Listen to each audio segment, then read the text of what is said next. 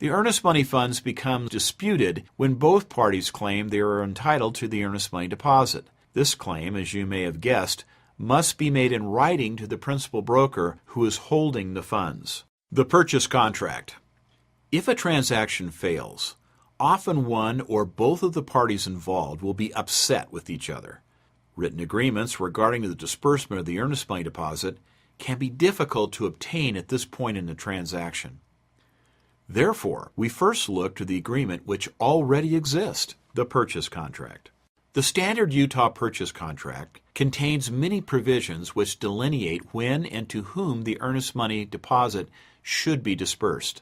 While a complete discussion of these provisions is beyond the scope of this course and is contained in the real estate purchase contract course, a brief example is warranted.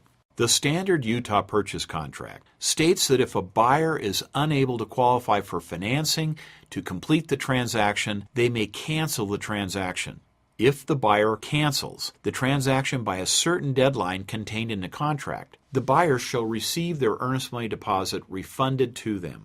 Let's assume we represent the buyers, and our purchase contract states that if our buyers cancel the contract on or before October 1st, based on a failure to obtain financing, they are entitled to a refund of their earnest money. On September 30th, our buyers discover they are unable to qualify for financing.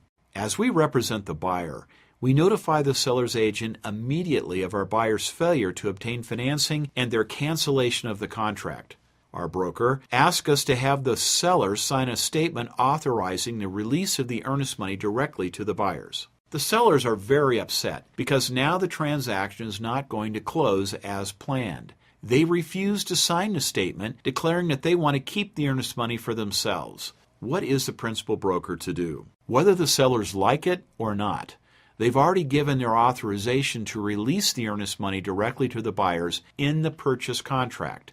The principal broker holding the earnest money deposit does not need additional authorization to release the earnest money directly to the buyers. As we mentioned previously, we discussed the cancellation provisions of the purchase contract with greater detail in another course. For now, suffice it to say that often the purchase contract gives us instructions regarding the release of the earnest money deposited in the event of a failed transaction. What if the purchase contract does not make it clear who is to receive the earnest money deposit? If this is the case, we try to obtain written permission from one party to release the deposit to the other. We must have written authorization from the party not receiving the funds. If the earnest money deposit is to be split amongst the parties, both parties must authorize the release of the deposit and must do so in writing. If written permission to disperse the funds to the other party is not easily obtained from one of the parties in the transaction, the broker has several options and procedures available which we will review. If at any time during this process a court order is issued regarding the disbursement of the funds, the principal broker should follow the court order.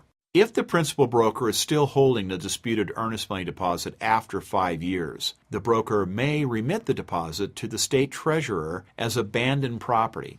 The broker has incentive to get the money out of their account since they are required to reconcile the account monthly. At no point is the broker authorized to use the money for their own expenses. Property management accounts. Property management trust accounts are typically used to deposit things like rent payments, rental deposits, etc., collected by licensees who are managing rental properties for their clients. All the rules we have discussed in relationship to purchase contracts and earnest money deposits apply directly to property management deposits. Any money received must be deposited within 3 days of receipt. There is no purchase contract to be accepted with property management money. Therefore, the time required is based upon the receipt of the funds rather than acceptance of a contract. The principal broker must still have written authorization to disperse any funds from a property management trust account. For example, a principal broker may need to pay a maintenance company on a property they manage from the trust account.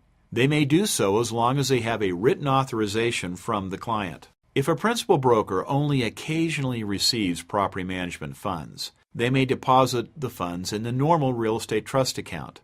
Of course, the funds must be accounted for in separate subaccounts. If the principal broker is working with more than 6 property management accounts, they must open a separate property management trust account, and all property management funds must be deposited in the property management account. Division audits. As you might have guessed, the real estate division is very concerned about protecting clients' funds. The division has the right to audit brokerage trust accounts at any time. If the division audit finds evidence of gross mismanagement, commingling, or misuse of funds, the division may order a complete audit by a CPA at the licensee's expense. If the CPA audit confirms the problem, the Division of Real Estate may bring a court action to enjoin or force the principal broker to comply with division instructions. The court may also appoint a receiver to take control and manage the trust account.